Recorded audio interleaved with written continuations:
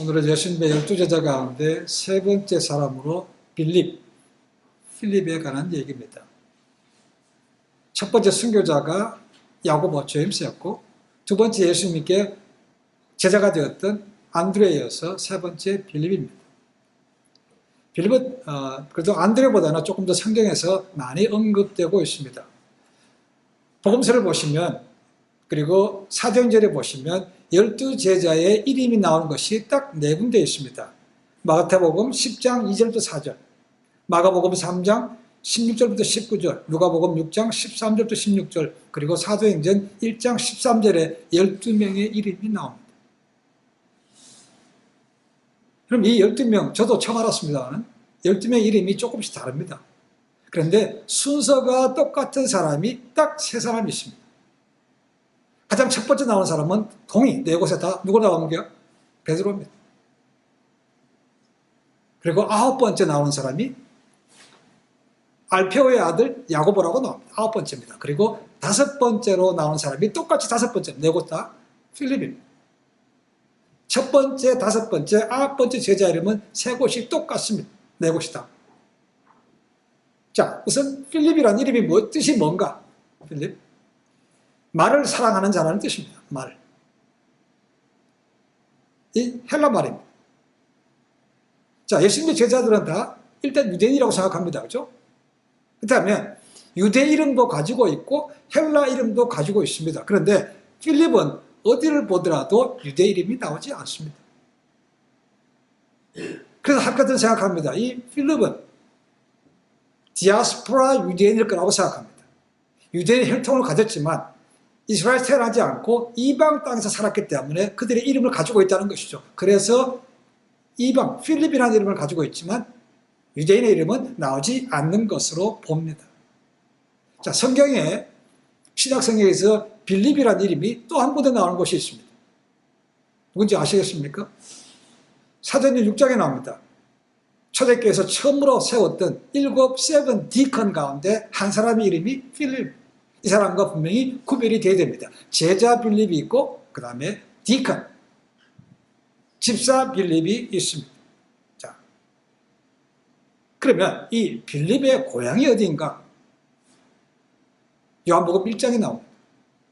흔히 말하는 공간복음, 마태, 마가, 누가복음에는 빌립에 대한 기록이 거의 없습니다. 12명의 이름은 기록되고 있지만 그 뒤에 행적은 거의 나오지 않습니다. 오직 요한복음만이 1장, 6장, 12장, 14장에서 빌립에 대해서 언급하고 있습니다. 그러니까 안드레보다는 훨씬 더 많이 언급된 거죠.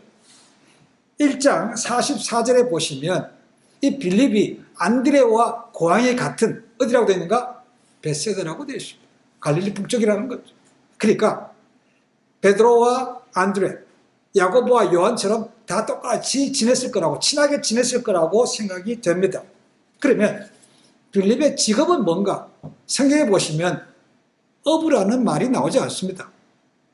그런데 성경의 다른 곳을 찾아보면 그가 똑같이 어부였다는 사실을 짐작해 볼 수 있는 구절이 있습니다. 요한복음 제일 마지막 21장에 가면 나올 수 있습니다. 21장은 우리가 잘 아는 대로 예수님께서 부활하신 다음에 제자들을 만났습니다. 그리고 예수님께서 말씀하시기를 자, 갈릴리에서 다시 만나자라고 헤어졌습니다. 그렇죠? 그런데 갔더니 제자들이 갔죠? 예수님께서 보이지 않았습니다. 그때 베드로가 얘기합니다.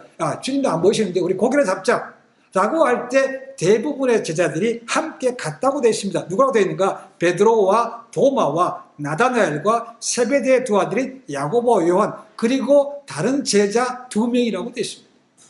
그 다른 제자 2명이 누군가? 베드로의 형제였던 안드레와 그 다음에 그들과 같은 고향이었던 빌립이라고 학자들은 거의 확실합니다. 그러니까 이들이 다 고기 잡으러 갔을 때 동참했다는 것은 이들도 똑같이 직업이 어부였다는 것이죠. 그러니까 예수님의 제자들 가운데 과반 이상이 대부분이 다 직업이 뭡니까? 어부라는 거죠. 그래서 제가 예수님의 제자들은 다 어부라고 생각하는데 다는 아닙니다. 그렇죠? 그렇지만 대부분은 빌립도 포함해서 어부였다는 것은 우리가 부인할 수 없습니다. 그러니까 업이 갔다가 보니까 고향도 갔다가 보니까 이 최소한도 5명은 굉장히 친했을 거라고 봅니다. 베드로와 안드레, 야고보와 요한, 그리고 빌립. 그리고 빌립이 성경에 나올 때마다 거의 같이 언급되는 사람이 있습니다. 나다나엘입니다. 나다나엘은 다른 곳에 마태복음 보시면 바돌로메라고 나옵니다.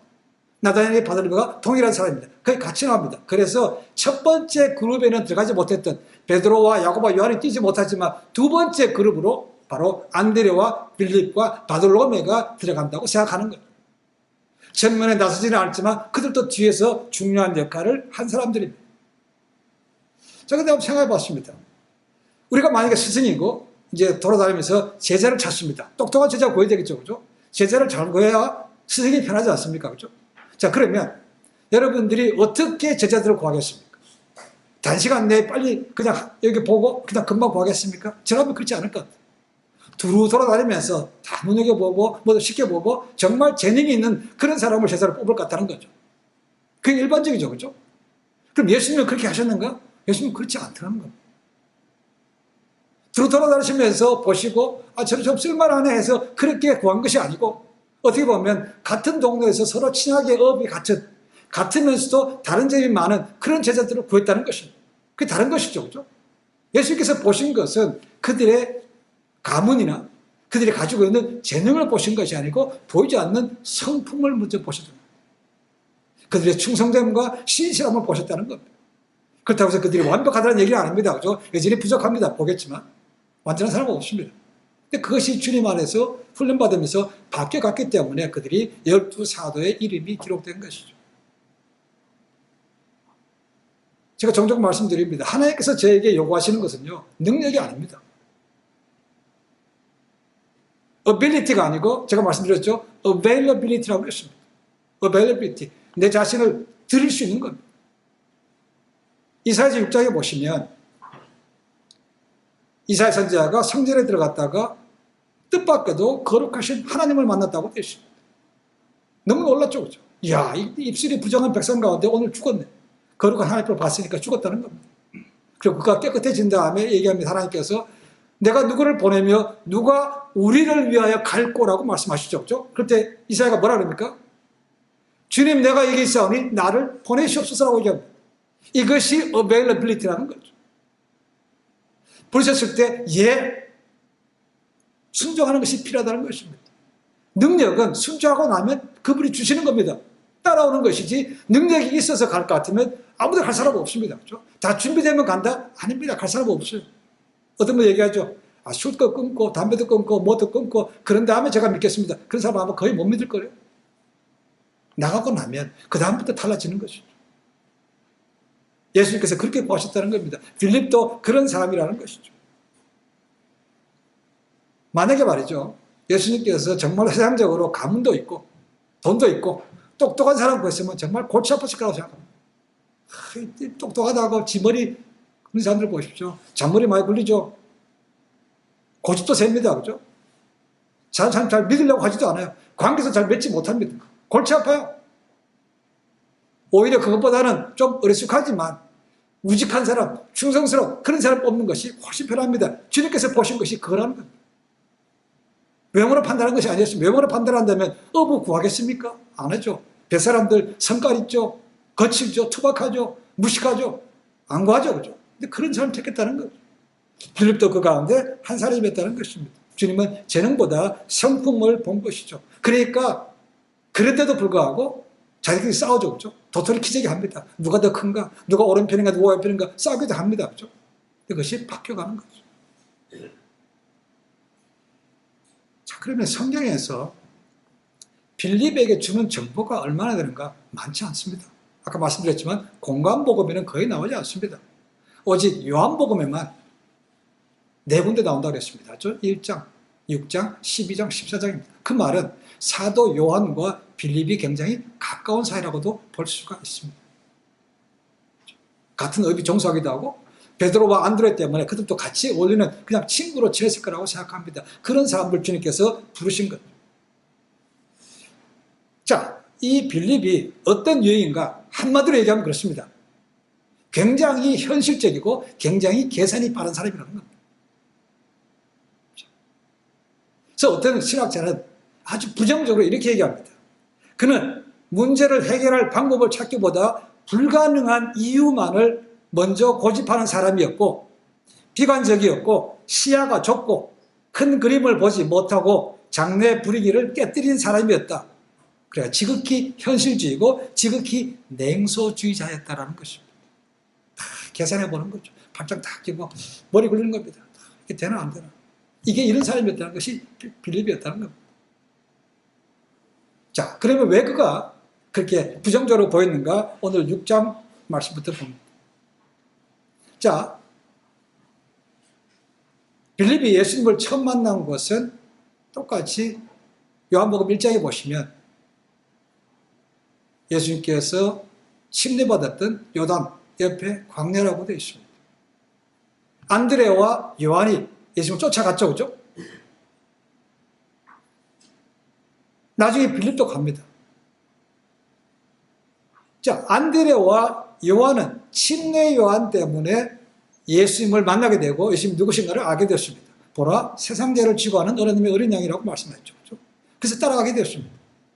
따라갔죠. 그래서 주님께서 만나 주셨습니다. 그렇죠? 그들이 먼저 갔습니다. 그러나 성경에서 예수님께서 나를 따르라고 말씀하신 첫 번째 제자는 빌립입니다. 찾아간 것은 안드레와 요한이 맞습니다. 예수님께서 보시고 나를 따라오라고 부르신 것은 빌립이 첫 번째입니다.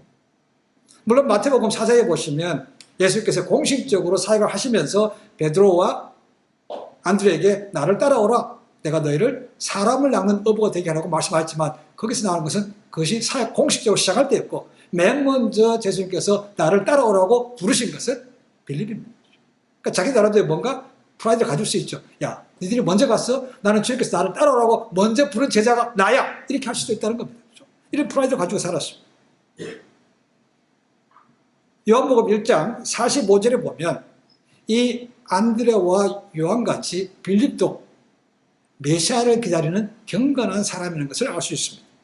거기 1장 45절에 이렇게 되어 있습니다. 빌립이 나다나엘을 찾아 이르되 모세가 율법에 기록하였고 여러 선지자가 기록한 그 일을 우리가 만났으니 요셉의 아들 나사렛 예수라고 말합니다. 뭐라고요? 모세가 율법에 기록하였고 선지자들에서 언급된 그분을 만났다는 겁니다. 그러니까 평상시에도 이 상세 모든 사람들 대부분 다 메시아 대망 사상을 가지고 있습니다. 메시아가 오셔야 우리가 이런 어려움에서 해방된다는 거죠. 이걸 깨닫고 말씀을 묵상했던 사람이 바로 빌립에 들어간다는 거죠. 굉장히 경건한 사람이었습니다. 자, 경건한 사람과 동시에 이 빌립은 또한 복음 전도의 열정도 가지고 있었습니다. 안드레가 맨 처음 주님을 만났죠. 그 다음에 누굴 맨 먼저 데리고 왔습니까? 자기 형제 베드로를 데리고 왔죠. 그죠? 똑같이 빌립은 주님을 만났습니다. 그리고 누굴 데려왔다고 그랬습니까? 나다나엘을 데려왔다고 되어 있습니다. 근데 나다나엘이 뭐라 합니까? 나다나엘이 굉장히 부정적인 사람이었습니다. 선뜻 받아들이려고 하지 않았습니다. 뭐라고 얘기해요? 야, 그 나사렛에서 무슨 선한 것이 날 수 있냐라고 말한 사람이 나다나엘이었습니다. 빌립이 뭐라 그럽니까? 그래? 그럼 와서 봐. Come and see라고 얘기한 사람이 바로 이 빌립이었다는 것이죠. 그래서 빌립이 나다나엘을 인도하게 됩니다. 그러니까 복음의 열정도 가지고 있는 거죠. 걔가 무슨 생각을 하든지 간에 부정적으로 말하든 간에 믿어봐. 와서 한번 봐봐. 이렇게 했다는 것입니다. 그렇지만 그도 모든 성법이 다 좋은 것은 아니었습니다. 자, 우리 본문에 나오는 것이 6장입니다. 지난주에 봤습니다. 오병이어의 기적을 나타내는데 그 자리에서 빌립이 예수님으로부터 시험을 당한다고 되어 있습니다. 자, 우리가 읽었던 본문이 그거죠. 그렇죠? 6월절이 가까워집니다. 그러니까 많은 사람들이 이제 성전으로 올라가죠. 그런 방법에 예수님의 소문을 들었습니다. 그러니까 그 사람들이 예수님을 만나기 위해서, 보기 위해서, 아니 뭔가를 얻기 위해서 따라왔다는 거죠. 갈수록 사람들이 점점 많이 따라옵니다. 숫자가 무지무지 많아졌어요. 성경 보니까 오병이어 기적 보면 남자만 5,000명은 좋게 됐다는 것입니다. 그러니까 여자와 애들까지 치면 좋게 10,000명은 넘는 그런 어마어마한 숫자가 주님을 따라오는 겁니다. 근데 광야입니다. 날은 저물어 갑니다. 주변에 먹을 만한 식당도 없습니다. 근데 예수님께서 제자들에게 너희가 먹이라고 말씀하십니다. 너희가 먹이라. 근데 거기 가서 그 말씀과 아울러 빌립에게 질문하십니다. 빌립이야, 이 사람들을 어떻게 먹이면 좋겠냐? 말씀하시죠. 그렇죠? 이럴 때 제가 쓰는 말이 그겁니다. 왜 하필이면 납니까? 빌립 제자 보면 그렇죠. 12 제자 가운데 왜 나를 꼭 집어서 얘기하시는가? 그런 의문이 듭니다. 그죠? 성경은 우리에게 답을 줍니다. 예수께서 빌립에게 그 질문하신 것은 그를 시험하고자 질문하셨다고 되어 있습니다. 그죠? 시험. 자, 시험하고자 하는 뜻은 알겠습니다. 그죠? 근데 왜 하필이면 빌립입니까? 하필이면 빌립. 학자들이 이렇게 생각합니다. 빌립이 12제자들 가운데 음식과 물품을 담당하는 제자가 아니었나라 생각하는 것이죠. 물론 돈의 전체적인 흐름 맡은 사람은 누구였습니까? 가룟 유다였습니다. 하지만 가룟 유다가 돈을 관리하면서 동시에 뭘 사고 이리저리 혼자가 다 하지 못하는 것이죠. 그래서 전체적인 관리는 유다가 하지만 그 세부적으로 뭘 사고 물품 관리하고 하는 것들은 아마도 빌립이었을 거라는 것이죠. 그래서 빌립에게 이렇게 질문을 던졌다고 하신 거죠. 네가 그 정도 알고 있냐라는 것이죠. 시험하셨다는 것은 빌립에게 넘어뜨리려고 너 제자 자격 없어 가 이렇게 하려고 하신 것이 아니고 그의 지금 믿음의 수준이 어느 정도 와 있는가 그 스스로 깨닫기 위해서 그렇게 질문하신 것이죠. 그렇죠? 이건 테스트입니다. 템테이션이 아닙니다. 근데 저는 여러분 보신지 모르지만 예수님께서 야 빌립아 이 사람들을 먹이려고 그러면 얼마큼 들까? 어떻게 하면 좋을까 물었을 때 빌립이요 바로 대답합니다. 아 이거 사람들이 조금 먹더라도 200데나리온은 좋게 쓰겠는데요. 그 말은 뭡니까? 빌립이 그런 걸 감당했기 때문에 생각을 했다는 것이죠. 자기들이 갑니다. 주님 따라갑니다. 그죠? 근데 계속 사람들이 몰려와요. 나는 어두워집니다. 그렇다면 뭘 먹어야 된다는 거죠. 그죠? 어쩌면 이 질문 안에는 예수님과 자기들도 포함될지 모릅니다. 우리도 뭘 먹어야 되는데 이거 어떡하지? 저 많은 사람들 어떡하나? 머리에 굴렸다는 것입니다. 그러니까 주님께 대답하시니까 질문하시니까 바로 탁 나온 거죠. 최소한도 200데나리온은 엄청난 돈은 드는 거죠. 보통 하루 사람이 일해서 벌 수 있는 8개월치 월급 정도는 들어야 된다는 것이죠. 그러니까 이 빌립은요 머리를 굴리고 있는 겁니다. 그렇죠? 계산을 하는 사람입니다. 아주 현실주의라는 거죠. 일이 어려워서 짐작하는 것이죠. 그러니까 뭘 먹이고 공급하는 것이 빌립이었다는 얘기가 짐작이 되는 것은 그렇다는 것이죠. 그러니까 오는 말에 금방 탁 나온 것이죠. 그때부터 생각한 것이 아닙니다. 그렇죠? 빌립은 이미 준비된 사람이라는 것이죠. 그러니까 굉장히 현실적인 것을 맞는 얘기죠. 그런데 그 눈앞에 있는 현실만을 바라보다 보니까 뭘 잊어버립니까? 본질을 잃습니다. 본질을. 본질이 뭡니까? 주님이 어떤 분인가를 잊어먹었다는 것이죠. 요한복음 1장부터 나옵니다. 그렇죠? 기적이 나오죠. 그렇죠? 7번의 기적이 나온다 그랬습니다. 요한복음에는. 그는 분명히 가나의 혼인잔치에서 물이 포도주로 변한 거 봤습니다. 회당장 야이로의 죽어난 딸 고친 것도 기억합니다. 다 봤어요. 병자를 고치고 귀 쫓아낸 거 다 봤습니다. 그런데 그는 까마득한 옛 얘기입니다. 그건 능력이 없어요. 지금 현실밖에 못 보니까 주님이 옆에 계신다. 주님이 누군가를 잊어버렸다는 것이죠. 그러니까 200데나리 있어야 되는데 그거 불가능합니다. 이 소리입니다. 맞는 얘기죠. 저라도 아마 그렇게 했을 겁니다. 그렇죠? 현실적으로 보는 것은 당연한 것입니다. 그렇죠? 그런데 본질을 잊어버렸다는 것이죠. 왜요? 주님이 옆에 계시다는 거 아닙니까? 옆에. 멀리 계신 것도 아니고. 근데 잊어버렸어요. 그러니까 눈앞에 있는 문제만 보면 큰 그림을 못 그린다는 겁니다. 환경에 갇혀 있으면 위대하신 하나님을 못 봅니다. 이것이 우리가 가지고 문제점이죠. 지금 빌립이 똑같은 문제입니다. 그렇죠? 지극히 현실적입니다. 저희 똑같지 않습니까? 뭐 하면 다 계산해보고 이거 안 되겠는데요. 이 말이 그냥 쉽게 나오는 거죠. 빌립이 그랬던 사람이라는 거죠. 이와 반해서 지난주에 봤던 안드레를 어떻게 했습니까? 찾아서 주님께서 뭐 하라고 하셨으면 뭔가 될 텐데 찾아보다 보니까 애가 하나 있는데, 그죠? 애가 자기 먹을 도시락 갖고 있는 거죠. 떡 5개, 작은 물고기 2마리 갖고 있는 거, 걔를 데리고 온 것이죠. 근데 빌립은 그렇지 않았다는 것입니다. 계산만 하고 이거 안 돼 라고 생각하고 있다는 거죠. 정말로 빌립이 믿음이 있었다면 이렇게 되는 것이죠. 주님께서 원하십니까? 그럼 주님 하십시오. 저는 주님께서 어떻게 하실지 보겠습니다. 아니면 제가 사람들 줄 세울까요? 이렇게 해야 맞는 것이라는 거죠. 근데 빌립은 현실을 보는 것 때문에 그런 믿음을 얻게 것이죠.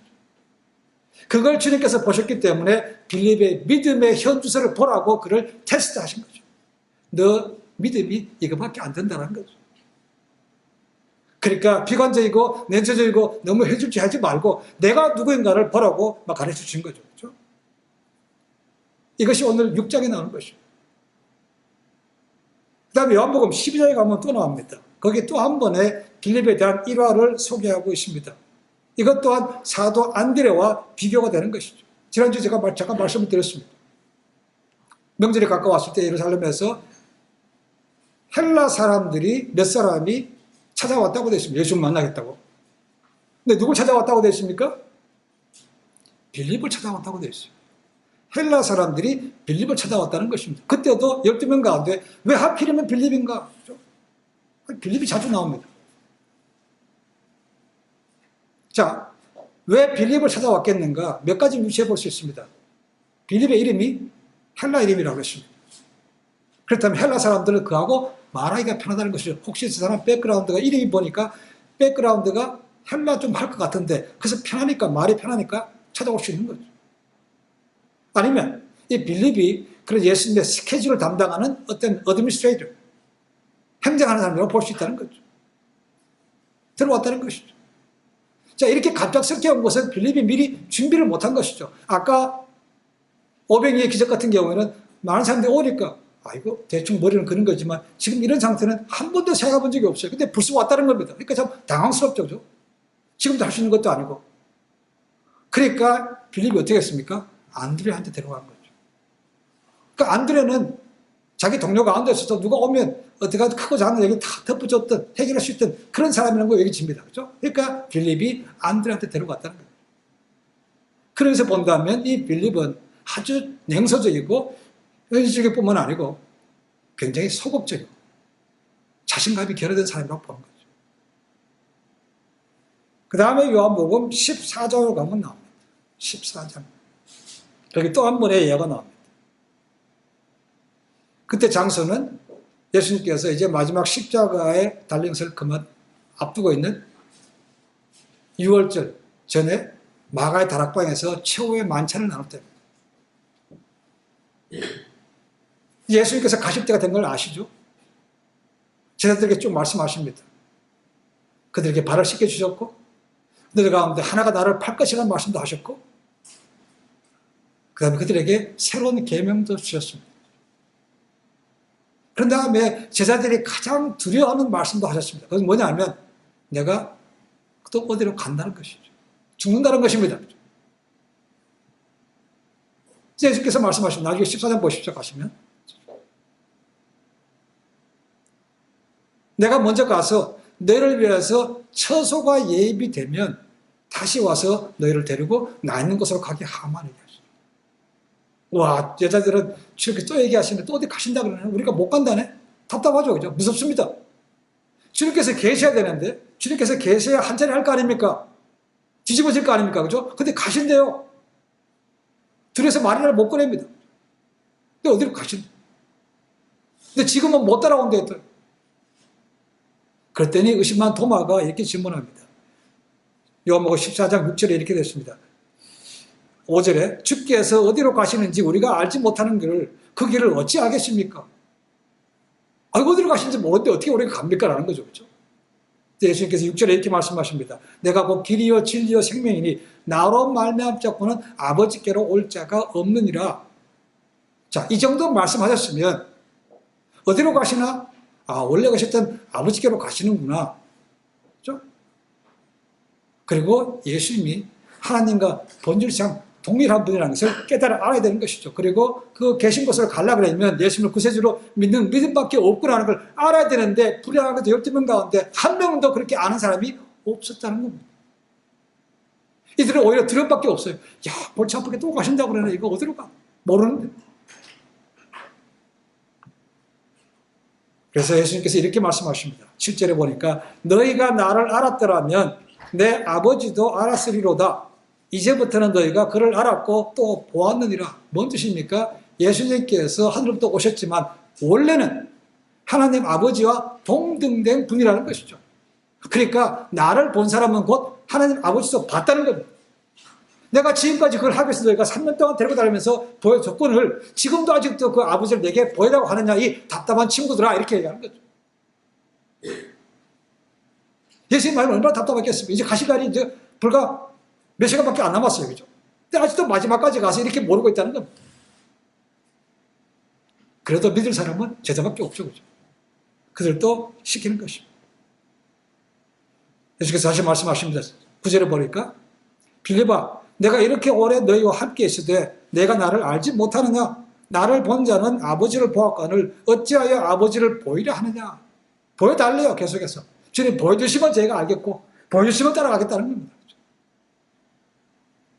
결론적으로 예수님께서 11절에 14장 11절에 이렇게 말씀하십니다. 내가 아버지 안에 거하고 아버지께서 내 안에 계심을 믿으라. 그렇지 못하겠거든 행하는 그 일로 말미암아 나를 믿으라. 나를 믿으라는 겁니다. 빌립아 네가 나를 메시아인 줄 알고 믿는 것을 아는데 그렇다면 아버지가 내 안에 있고 너도 아버지 안에 있는 것을 믿으라는 겁니다. 그래서 메시아 믿는 것이 아니고 지금 내가 가르쳐준 모든 것을 좀 넓게 보라는 것이 넓게 봐라. 지금 이게 눈을 깨우쳐 주는 거죠. 이것이 예수님께서 그를 실험하신 겁니다. 그렇죠? 예수님이 그를 사랑하시는 거죠. 깨우쳐져서 그의 안목을 넓게 만들어주고 그의 믿음의 현주소를 보고 다시 한번 믿음의 성숙한 자가 되라고 부르시는 겁니다. 오늘날도 마찬가지죠. 그렇죠? 좀 똑똑한 사람들, 과학을 신봉하고 자기 머리를 믿는 사람들이죠. 그렇죠? 뭐랍니까? 하나님 계신 거 좀 보여봐봐. 보여봐봐. 그들이 보여준다고 믿겠습니까? 그렇죠? 빌립도 따라하지 마찬가지였습니다.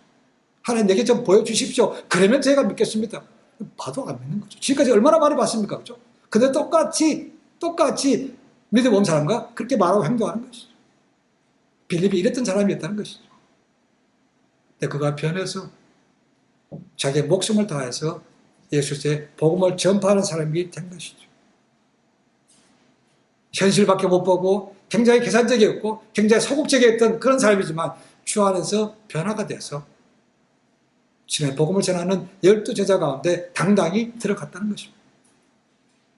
그러면 이 사도 빌립의 마지막은 어떻게 됐는가? 당연히 많은 사람들에게 복음을 전했습니다. 그리고 그의 마지막은 소아시아에서 돌에 맞아 십자가에서 죽습니다. 그 장소가 일반적으로 전승에 따르면 사전제를 보시면 브리기아라는 곳이 나옵니다. 예, 지금 터키의 중앙입니다. 중앙. 성경에 골로새서를 보시면 히에라폴리라는 것이 나옵니다. 히에라폴리. 자, 이 세 가지 도시가 거의 삼각형을 이루고 있는 곳이 있습니다. 요한계시록에 나오는 제일 마지막 교회 라오디게아 교회가 있죠. 그 다음에 히에라폴리가 있고 그 다음에 갈라디아, 히에라폴리, 골로새 세 가지가 삼각형을 이루고 있습니다. 그곳에 있는 히에라폴리스, 영어로 하면 히에라폴리스, 거기서 돌에 맞아 죽었다고 얘기합니다. 안드레가 숭배당한 지 8년 뒤에 그 일반적으로 AD 54년경에 터키에서 돌에 맞아 죽었습니다. 저는 분명히 믿습니다.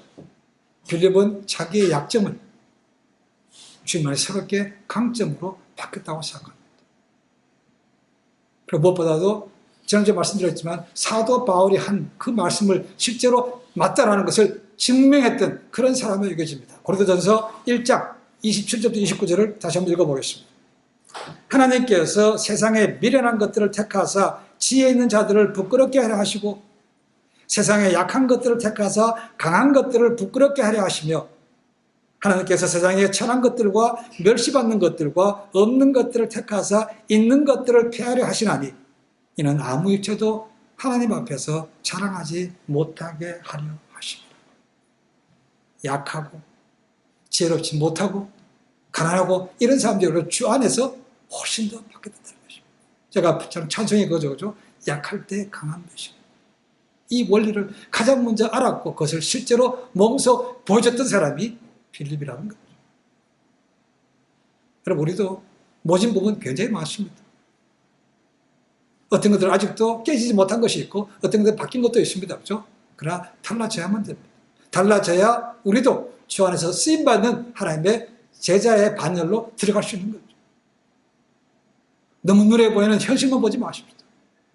너무 눈에 보이는 머리만 굴리지 마. 계산만 하지 말자는 거죠. 이거 제거보고 저거 제거보고 안 돼, 못해. 이거는 불가능해. 이게 입이 붙으면 곤란한 거죠. 그랬던 사람이 필립인데 바뀌었습니다. 주 안에서 넓어져야 됩니다. 주 안에서 깊어져야 됩니다. 주 안에서 변화돼야만 또 주님 앞에 쓰임받을 수 있습니다. 약함을 주님 앞에 내놓으시고 약함 때문에 우리도 주님 앞에 가까이 가고 쓰임받는 그런 말세의 마지막 주에 쓰임받는 믿음의 종들 되시기를, 제자가 되시기를 주님을 간절히 축원해 드립니다. 기도하겠습니다.